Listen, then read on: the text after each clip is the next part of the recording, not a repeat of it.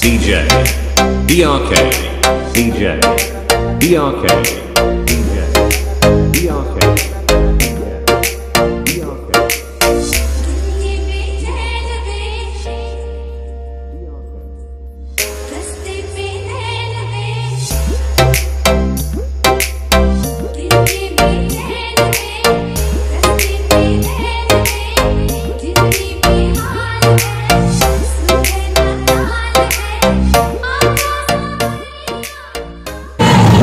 Let's go.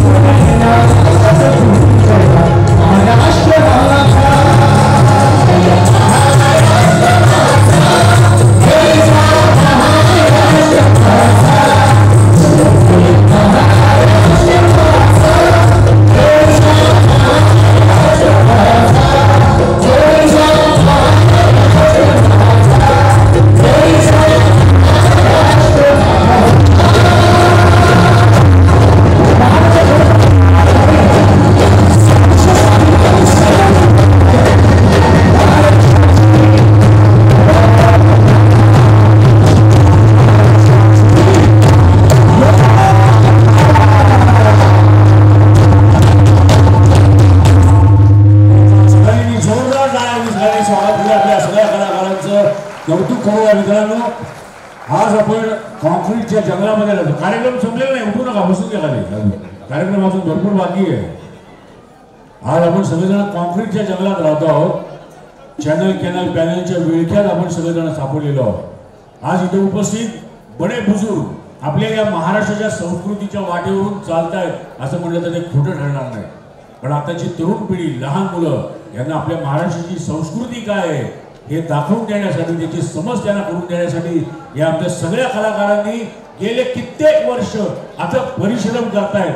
त्याचं एकदा पावती, त्याचं चीज आपल्या प्रेक्षकांकडून एकदा सगळ्यांसाठी व्हायला पाहिजे. आणि या प्रसंगी आमचे कार्यकारिणी सदस्य त्यांची आठवण आम्हाला येते की ज्यांनी महाराष्ट्रातली पहिली लोकधारा शाहीर साबळेंच्या नंतर पुणे शहरामध्ये ज्यांनी चालू केली. आज ते त्यांच्या आजारपणामुळे इथे उपस्थित राहू शकले नाहीत. नितीन मोरे आमच्या कार्यकारिणी सदस्य, यांना आम्ही निश्चित त्यांची आठवण आम्हाला येते.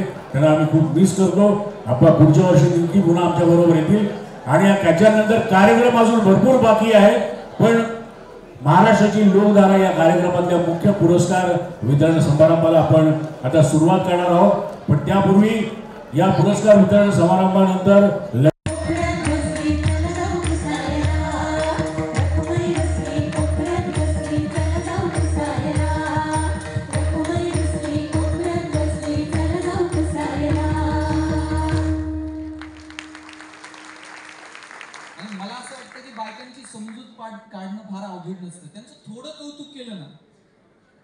मी असंच एका कार्यक्रमात म्हटलं बायकोचं कौतुक करत जा. 2-4 जण भांडायला आले. म्हणजे आम्ही सगळ्या जगाचं कौतुक करू पण बायकोचं नाही. म्हटलं काय अडचण आहे का? म्हटलं अडचण नाही हो, तिला ऐकायलाच येत नाही. म्हटलं मग कानात मशीन लावून मग कौतुक कर. डॉक्टरकडे गेला, मला बायकोला ऐकायला येत नाही. डॉक्टर म्हणले एक काम कर, घरी जा आणि किती अंतरापर्यंत ऐकायला येत नाही ना तेवढं जरा मोजून. घरी गेला, बेल दाबली, पोरांना दार उडली. बायको किचन मध्ये, त्यांना दारातूनच आवाज दिला, भाजी काय केली? काहीच प्रतिक्रिया नाही. हॉलमध्ये गेला तरी आवाज नाही. किचनच्या दारात जाऊन ओरडला, भाजी काय केली? काहीच प्रतिक्रिया नाही. याला कळलं प्रकरण गंभीर आहे. बायकोला किचनच्या दारातून पण ऐकायला येत नाही. शेवटी बायकोच्या मागे जाऊन उभा राहिला आणि जोरात ओरडला, अगं भाजी काय केली? बायकोनं हातातली कढई अशी दंदिशी आदळली. म्हणली 4 वेळा सांगितलं ना बटाट्याची केली म्हणून.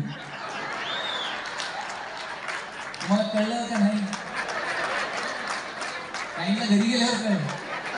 20 वर्ष ह्याला ऐकायला येत नव्हतं. तिनं कसा संसार केला असं सांगा. धूल चेहरे परती और हम आईना साफ.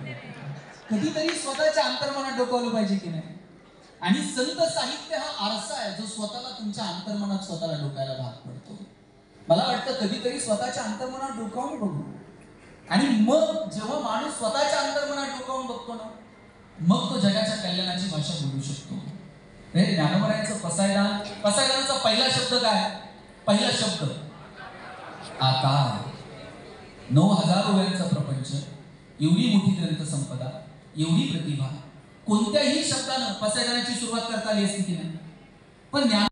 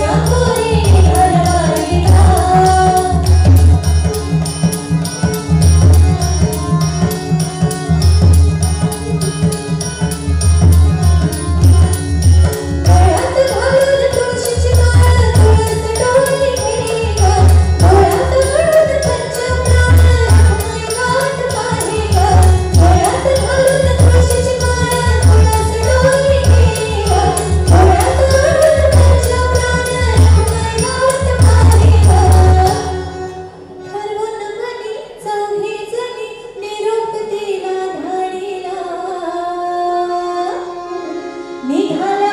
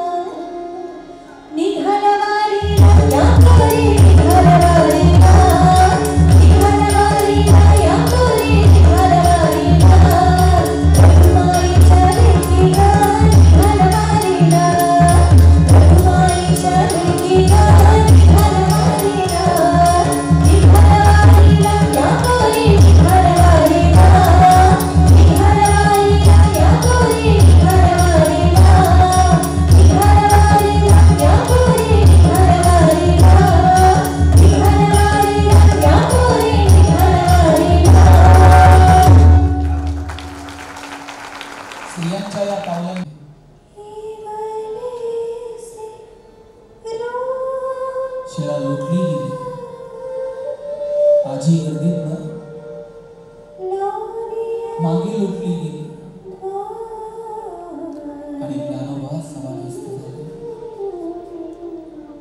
जगाच्या कल्याणासाठी ज्ञानेश्वरी सारखा ग्रंथ तुमच्या समोर मांडणारी माऊली समाधिस्थ झाली. ज्ञानोबा आज देहानं तुमच्या माझ्यात नसतील, पण ज्ञानेश्वरीच्या पानापाना वारकऱ्यांच्या मनामना आणि या मातीच्या कणाकणात आजही माऊली तशीच आहे. आजही कधीतरी आळंदीला जा, त्या पाऊल वाटांवरून फिरा. तुम्हाला जाणीव होईल त्याच पाऊल वाटा जिथे आमची माऊली चालली असते. तीच इंद्रायणी जिला स्पर्श आमच्या माऊलीचा झाला. पंढरपूरच्या वाटेकडे जाताना मला विचार येईल त्याच पाऊल वाटा जिथे आमची माऊली चालली असते. आज माऊली देवानं नाही, पण चराचरात त्यांचं अस्तित्व झालं. कधीतरी आळंदीला जा आणि त्या समाधीवरती मनोभावे डोकं ठेवा.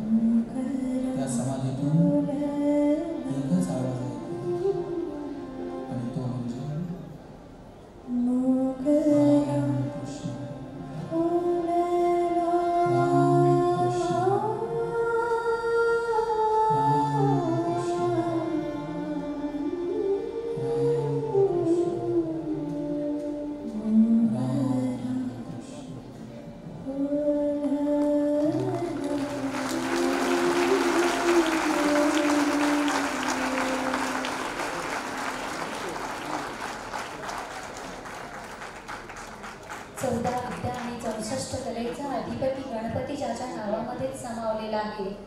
असं व्यक्तिमत्व गणेश शेंडे. आणि संगीता ज्याच्या नावामध्येच सुरेल संगीत आणि मैत्री, प्रेम आणि श्रद्धा याचा सुरेल संगम ज्या नावामध्येच अर्थ आहे, असं व्यक्तिमत्व संगीता धापटे शेंडे.